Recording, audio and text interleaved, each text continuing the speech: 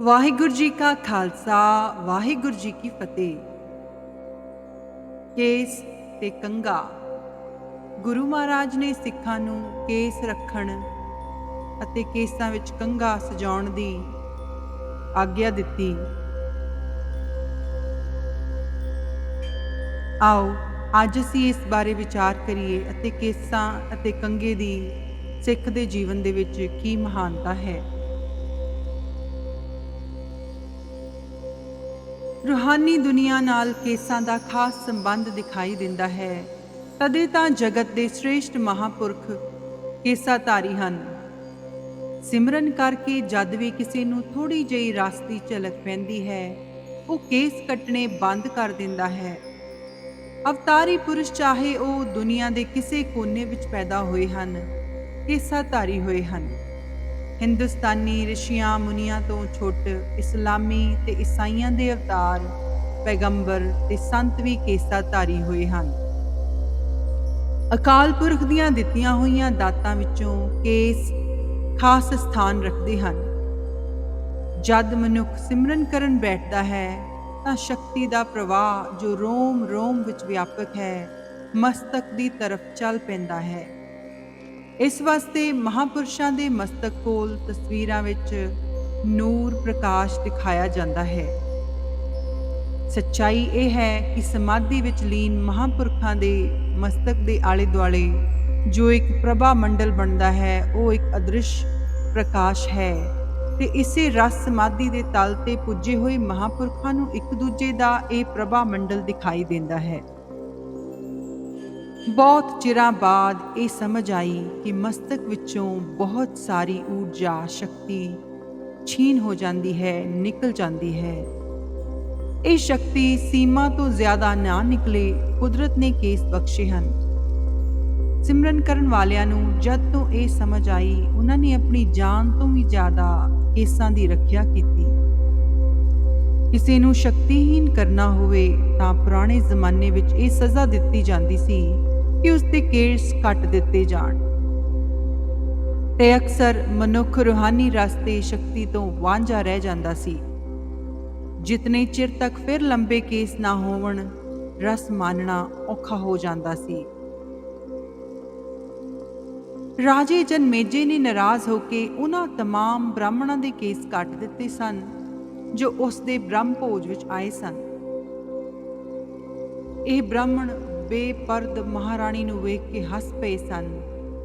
ਇਸ ਕਸੂਰ ਵਜੋਂ ਉਹਨਾਂ ਨੂੰ ਵਕਤੀ ਤੌਰ ਤੇ ਰੂਹਾਨੀ ਸ਼ਕਤੀ ਤੋਂ ਹੀਣ ਕੀਤਾ ਜਾਵੇ, ਕੇਸ ਕੱਟ ਦਿੱਤੇ ਗਏ।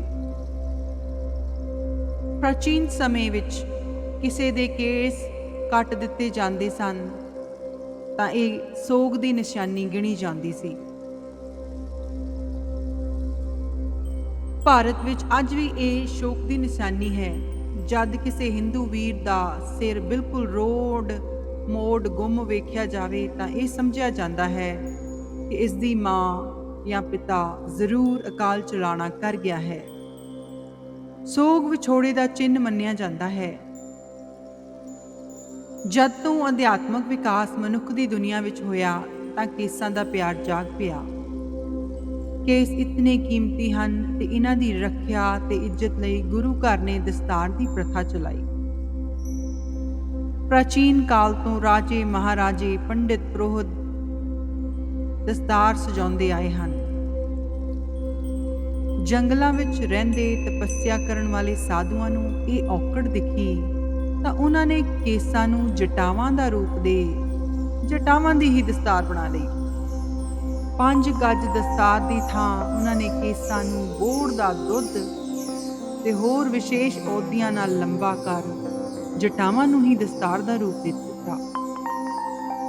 ਦਸਤਾਰ ਤੇ ਕੇਸ ਅਧਿਆਤਮਕ ਮਾਨ ਸਨਮਾਨ ਦੀ ਨਿਸ਼ਾਨੀ ਬਣ ਗਏ। ਸ਼੍ਰੀ ਕ੍ਰਿਸ਼ਨ ਜੀ ਦੇ ਗੁਰੂ ਭਾਈ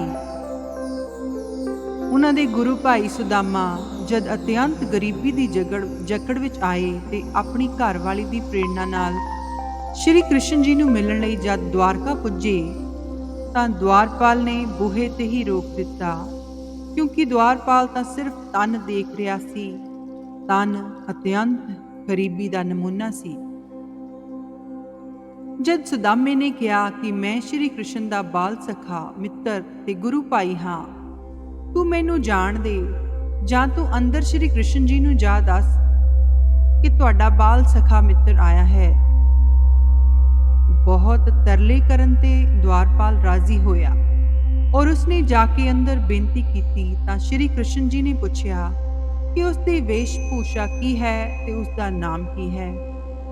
ਉਸ ਜ਼ਮਾਨੇ ਵੇਸ਼-ਭੂਸ਼ਾ ਤੋਂ ਪਤਾ ਚੱਲ ਜਾਂਦਾ ਸੀ ਕਿ ਸਾਧੂ ਹੈ, ਗ੍ਰਸਤੀ ਹੈ ਜਾਂ ਖੱਤਰੀ, ਬ੍ਰਾਹਮਣ, ਵੈਸ਼ ਹੈ, ਕਿਉਂਕਿ ਹਰ ਵਰਣ ਦੀ ਆਪਣੀ ਪੁਸ਼ਾਕ ਸੀ ਤੇ ਪੁਸ਼ਾਕ ਤੋਂ ਪਤਾ ਚੱਲ ਜਾਂਦਾ ਸੀ। ਰੂਹਾਨੀ ਰਸ ਵਿੱਚ ਜੀਵਨ ਵਾਲਾ ਵਿਦਵਾਨ ਸਿਰ ਤੇ ਦਸਤਾਰ ਲਾਜ਼ਮੀ ਸਜਾਉਂਦਾ ਸੀ। ਦਵਾਰਪਾਲ ਨੇ ਜੋ ਸ਼੍ਰੀ ਕ੍ਰਿਸ਼ਨ ਜੀ ਨੂੰ ਦੱਸਿਆ, ਉਹ ਕਵੀ ਨਰੋਤਮ ਨੇ ਇਸ ਤਰ੍ਹਾਂ ਲਿਖਿਆ ਹੈ ਕਿ ਹੇ ਭਗਵਾਨ, ਉਸ ਦੇ ਸਿਰ ਤੇ ਦਸਤਾਰ ਨਹੀਂ, ਤਨ ਤੇ ਝੱਗਾ ਤੇ ਪੈਰਾਂ ਵਿੱਚ ਜੁੱਤੀ ਨਹੀਂ, ਤੇ ਭਗਵਾਨ ਉਹ ਆਪਣਾ ਨਾਮ ਸੁਦਾਮਾ ਦੱਸਦਾ ਹੈ। ਸੀਸ ਪਗਾ ਨਾ ਝਗਾ ਤਨ ਪੇ, ਪ੍ਰਭ ਜਾਣੇ ਕਹਿ ਆਏ ਬਸੈ ਕਹਿ ਗਾਮਾ। ਧੋਤੀ ਫਟੀ ਸੀ ਲਟੀ ਦੁਪਟੀ, ਪੈਰ ਪਾਹਨ ਕੀ ਨਹੀਂ ਸਾਮਾ। द्वार खरो द्विज दुर्बल भेख रयो, चक्षस्यो वसुधा अब्रामा। पूछत दीन दयाल को धाम, बतावत अपनो नाम सुदामा। 3500 साल पुरानी घटना ਉਹ ਇਸ ਦਸਤਾਰ ਦਾ ਜ਼ਿਕਰ ਇਸ ਗੱਲ ਦਾ ਸਬੂਤ ਹੈ ਕਿ ਦਸਤਾਰ ਸ਼੍ਰੀ ਕ੍ਰਿਸ਼ਨ ਜੀ ਦੇ ਵਕਤ ਵੀ ਰੂਹਾਨੀ ਮਾਨ ਸਨਮਾਨ ਦਾ ਚਿੰਨ੍ਹ ਸੀ। ਸਿਰ ਦੇ ਕੇਸ ਤਾਂ ਰੂਹਾਨੀ ਰੱਬ ਦੀ ਰੱਖਿਆ ਵਾਸਤੇ ਹਨ, ਪਰ ਪੁਰਸ਼ ਦੇ ਮੁਖੜੇ ਤੇ ਜੋ ਦਾੜੀ ਆਉਂਦੀ ਹੈ, ਇਸ ਤੇ ਤਰਕ ਹੋ ਸਕਦੀ ਹੈ। ਅਕਾਲ ਪੁਰਖ ਨੇ ਸਾਰੀ ਜੀਵਨ ਸ਼੍ਰੇਣੀ ਨਰ ਤੇ ਮਦੀਨ ਵਿੱਚ ਵੰਡੀ ਹੋਈ ਹੈ। ਇਸਤਰੀ ਤੇ ਪੁਰਸ਼, ਨਰ ਮਾਦਾ, ਮੇਲ ਫੀਮੇਲ, ਇਹਨਾਂ ਦੋਹਾਂ ਦੀ ਪਹਿਚਾਣ ਚਿੰਨ੍ਹ ਵੀ ਕਰਤਾ ਪੁਰਖ ਨੇ ਰੱਖੇ ਹਨ। ਪਹਿਚਾਣ ਚਿਹਰੇ ਤੋਂ ਹੁੰਦੀ ਹੈ, ਅਤੇ ਅਗਰ ਚਿਹਰੇ ਤੋਂ ਪੁਰਸ਼ ਦਾੜੀ ਇੱਕ ਪਾਸੇ ਕਰ ਲਵੇ ਤਾਂ ਪਹਿਚਾਣ ਮੁਸ਼ਕਲ ਹੋ ਜਾਂਦੀ ਹੈ। ਯੂਰਪ ਅਤੇ ਵੈਸਟਰਨ ਕੰਟਰੀਜ਼ ਦੇ ਵਿੱਚ ਤਾਂ ਪਹਿਚਾਣ ਬਹੁਤ ਹੀ ਮੁਸ਼ਕਲ ਹੈ, ਜਿੱਥੇ ਇਸਤਰੀ ਪੁਰਸ਼ ਕੱਪੜੇ ਵੀ ਇੱਕੋ ਜਿਹੇ ਪਹਿਨਣ ਲੱਗ ਪਏ ਹਨ। ਸਰੀਰਕ ਤੌਰ ਤੇ ਤਾਂ ਅਕਾਲ ਪੁਰਖ ਨੇ ਮਦੀਨ ਨਾਲੋਂ ਨਰ ਨੂੰ ਜ਼ਿਆਦਾ ਖੂਬਸੂਰਤ ਬਣਾਇਆ ਹੈ। ਜਿਤਨਾ ਸੁੰਦਰ ਮੋਰ ਹੈ, ਮੋਰਨੀ ਉਤਨੀ ਸੁੰਦਰ ਨਹੀਂ। ਸ਼ੇਰ ਵਿੱਚ ਜੋ ਖੂਬਸੂਰਤੀ ਹੈ, ਉਸ ਦੇ ਸਾਹਮਣੇ ਸ਼ੇਰਨੀ ਫਿੱਕੀ ਪੈ ਜਾਂਦੀ ਹੈ। ਨਰ, ਚਿੜਾ ਤੇ ਤੋਤਾ ਮਦੀਨ ਨਾਲੋਂ ਜ਼ਿਆਦਾ ਖੂਬਸੂਰਤ ਹੈ। ਮੁਰਗੇ ਦੇ ਸਾਹਮਣੇ ਮੁਰਗੀ ਬਿਲਕੁਲ ਹੀਨ ਦਿਖਾਈ ਦਿੰਦੀ ਹੈ। ਕੁਦਰਤ ਨੇ ਨਰ ਨੂੰ ਜ਼ਿਆਦਾ ਸ਼ਿੰਗਾਰਿਆ ਹੈ। ਪੁਰਸ਼ ਦਾ ਦਾੜਾ ਕੁਦਰਤ ਦਾ ਦਿੱਤਾ ਹੋਇਆ ਸੁਹੱਪਣ ਹੈ, ਪਰ ਮਨੁੱਖੀ ਮਨ ਵਿੱਚ ਇੱਕ ਐਸੀ ਧਾਰਨਾ ਹੈ ਕਿ ਇਸ ਨੂੰ ਖਿੱਚ, ਕਸ਼ਿਸ਼ ਵਿਪਰੀਤ ਵਿੱਚ ਹੀ ਹੁੰਦੀ ਹੈ। ਇਸ ਵਾਸਤੇ ਪੁਰਸ਼ ਨੂੰ ਨਾਰੀ ਵਿੱਚ ਸੁੰਦਰਤਾ ਦਿਖਾਈ ਦਿੰਦੀ ਹੈ। ਇਸ ਮਾਨਸਿਕ ਧਾਰਨਾ ਹੇਠ ਮਨੁੱਖ ਨੇ ਆਪਣੀ ਦਾੜੀ ਨੂੰ ਤਰਾਸ਼ ਕੇ ਚਿਹਰਾ ਇਸਤਰੀ ਵਰਗਾ ਕਰ ਲਿਆ। ਪਰ ਇਸਤਰੀ ਨੂੰ ਵੀ ਵਿਪਰੀਤ ਹੋਣ ਵਿੱਚ, ਭਾਵ ਪੁਰਸ਼ ਵਿੱਚ ਕਸ਼ਿਸ਼ ਸੀ, ਤਾਂ ਉਸਨੇ ਆਪਣਾ ਚਿਹਰਾ ਗਹਿਣਿਆਂ, ਪਾਊਡਰ, ਸੁਰਖੀ ਇਤਿਆਦਿਕ ਨਾਲ ਸਵਾਰਨਾ ਸ਼ੁਰੂ ਕਰ ਦਿੱਤਾ, ਤੇ ਅੱਜ ਦੁਨੀਆ 20% ਦੌਲਤ, ਸੁੰਦਰਤਾ, ਪ੍ਰਸਾਦਨ ਤੇ ਖਰਚ ਹੋ ਰਹੀ ਹੈ। ਦਰਅਸਲ ਨਾਰੀ ਦਾ ਸ਼ਿੰਗਾਰ ਉਸਦੀ ਲੱਜਾ, ਧੀਰਜਤਾ ਤੇ ਸਹਿਨਸ਼ੀਲਤਾ ਹੋਣਾ ਹੈ। ਰੱਬ ਵੱਲੋਂ ਮਾਂ ਹੋਣਾ ਇੱਕ ਖਾਸ ਸੌਗਾਤ ਇਸਤਰੀ ਨੂੰ ਮਿਲੀ ਹੈ। ਪੁਰਸ਼ ਦੀ ਮਹਿਮਾ ਬੀਰ ਰਸ ਗਿਆਨ ਵਿਚਾਰ ਵਿੱਚ ਹੈ, ਤੇ ਕੁਦਰਤ ਨੇ ਇਸ ਦਾੜੀ ਦਾ ਸ਼ਿੰਗਾਰ ਆਪ ਪ੍ਰਦਾਨ ਕੀਤਾ ਹੈ। ਕੁਦਰਤ ਦੇ ਦਿੱਤੇ ਮਾਣ ਦਾੜੀ ਨੂੰ ਜਦ ਮਨੁੱਖ ਨੇ ਤਿਲਾਂਜਲੀ ਦਿੱਤੀ ਤਾਂ ਬਾਕੀ ਗੁਣਾਂ ਨੂੰ ਵੀ ਪ੍ਰਾਪਤ ਕਰਨ ਵਿੱਚ ਅਸਮਰੱਥ ਹੋ ਗਿਆ, ਤੇ ਇਸਤਰੀ ਨੇ ਜਦ ਮਾਂ ਬਣਨਾ ਇੱਕ ਬੋਝ ਸਮਝਿਆ ਉਸ ਦਿਨ ਤੋਂ ਬਾਕੀ ਗੁਣਾਂ ਤੋਂ ਵੀ ਖਾਲੀ ਹੋ ਗਈ। ਇਸਤਰੀ ਵਿੱਚ ਭਾਵੁਕਤਾ ਜ਼ਿਆਦਾ ਹੋਣ ਕਰਕੇ ਸਿਮਰਨ ਤੋਂ ਇਹ ਬਹੁਤ ਛੇਤੀ ਰਸ ਪ੍ਰਾਪਤ ਕਰ ਸਕਦੀ ਹੈ। ਇਸ ਤਰ੍ਹਾਂ ਦੀ ਅਕਾਲ ਪੁਰਖ ਵੱਲੋਂ ਵਿਸ਼ੇਸ਼ ਬਖਸ਼ਿਸ਼ ਹੋਣ ਕਰਕੇ ਇਸਤਰੀ ਨੂੰ ਦਸਤਾਰ ਦੀ ਲੋੜ ਨਹੀਂ ਭਾਸੀ ਜਾਂ ਕੇਸ ਨੂੰ ਜਟਾਵਾਂ ਦੀ ਸ਼ਕਲ ਦੇਣ ਦੀ ਇਸ ਨੂੰ ਲੋੜ ਮਹਿਸੂਸ ਨਾ ਹੋਈ, ਕਿਉਂਕਿ ਇਸਤਰੀ ਆਪਣੀ ਭਾਵੁਕਤਾ ਨਾਲ ਰੱਬ ਨੂੰ ਸੰਜੋ ਰੱਖਣ ਵਿੱਚ ਸਮਰੱਥ ਹੈ। ਪੁਰਸ਼ ਨੇ ਆਪਣਾ ਸਿਰ ਮੈਦਾਨੇ ਜੰਗ ਵਿੱਚ ਵੀ ਬਚਾਉਣਾ ਸੀ ਤੇ ਰੱਬੀ ਰਸ ਜੋ ਸਿਮਰਨ ਨਾਲ ਮਿਲਿਆ ਹੈ ਇਸ ਨੂੰ ਵੀ ਸੰਗ੍ਰਹਿਣ ਕਰਨਾ ਸੀ। ਕੇਸਾਂ ਦੇ ਨਾਲ ਦਸਤਾਰ ਦੀ ਲੋੜ ਪਈ। ਗੁਰਮਤ ਤੇ ਸਨਾਤਨੀ ਰਿਸ਼ੀਆਂ ਤੋਂ ਇਲਾਵਾ ਇਸਲਾਮ ਦੇ ਪੈਗੰਬਰ ਮੁਹੰਮਦ ਸਾਹਿਬ ਵੀ ਦਾੜੀ, ਕੇਸ ਤੇ ਸਿਰ ਤੇ ਦਸਤਾਰ ਸਜਾਉਂਦੇ ਸਨ। ਈਰਾਨ ਵਿੱਚ ਮੁਹੰਮਦ ਸਾਹਿਬ ਤੇ ਹਜ਼ਰਤ ਅਲੀ ਦੀਆਂ ਤਸਵੀਰਾਂ ਜੋ ਥਾਂ-ਥਾਂ ਤੇ ਟੰਗੀਆਂ ਹੋਈਆਂ ਹਨ, ਕੇਸਾਂ ਤੇ ਦਸਤਾਰ ਸਮੇਤ ਹਨ। ਕੰਘਾ ਕੇਸਾਂ ਨੂੰ ਸਵਾਰ ਕੇ ਰੱਖਣ ਲਈ ਸ੍ਰੀ ਗੁਰੂ ਗੋਬਿੰਦ ਸਿੰਘ ਜੀ ਨੇ ਸਿੱਖੀ ਰਹਿਤ ਵਿੱਚ ਸ਼ਾਮਲ ਕੀਤਾ।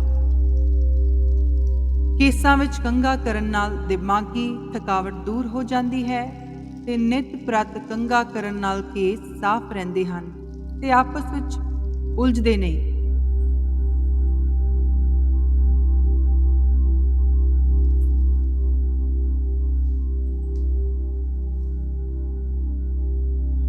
ਗੁਰੂ ਪਿਆਰੇ ਉਦਾਸ ਨੇ ਇਹ ਵਿਚਾਰ ਭਾਈ ਸਾਹਿਬ ਭਾਈ ਸੰਤ ਸਿੰਘ ਮਸਕੀਨ ਜੀ ਦੀ ਪੁਸਤਕ ਚੌਥਾ ਪਦ ਵਿੱਚੋਂ ਆਪ ਜੀ ਨੂੰ ਸਰਵਣ ਕਰਾਏ ਹਨ। ਸੰਤ ਮਸਕੀਨ ਜੀ ਨੇ ਆਪਣੇ ਜੀਵਨ ਵਿੱਚ ਡੂੰਘਾ ਅਧਿਐਨ ਕਰਕੇ ਅਤੇ ਗੁਰਬਾਣੀ ਵਿੱਚੋਂ ਅਤੇ ਇਤਿਹਾਸ ਵਿੱਚੋਂ ਪ੍ਰਮਾਣ ਲੈ ਕੇ ਇਸ ਪੁਸਤਕ ਨੂੰ ਲਿਖਿਆ ਹੈ। ਸੋ ਦਾਸ ਦੀ ਇਸ ਸੇਵਾ ਨੂੰ ਪ੍ਰਵਾਨ ਕਰਨਾ ਜੀ। ਉਮੀਦ ਹੈ ਆਪ ਜੀ ਨੂੰ ਕੇਸ ਅਤੇ ਕੰਘੇ ਦੀ ਮਹਾਨਤਾ ਬਾਰੇ ਮਸਕੀਨ ਜੀ ਦੇ ਇਹ ਵਿਚਾਰ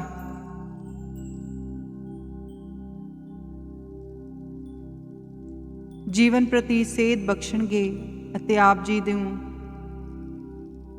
ਕੇਸ ਅਤੇ ਕੰਘਾ ਰੱਖਣ ਲਈ ਪ੍ਰੇਰਿਤ ਕਰਨਗੇ। ਵਾਹਿਗੁਰੂ ਜੀ ਕਾ ਖਾਲਸਾ, ਵਾਹਿਗੁਰੂ ਜੀ ਕੀ ਫਤਿਹ।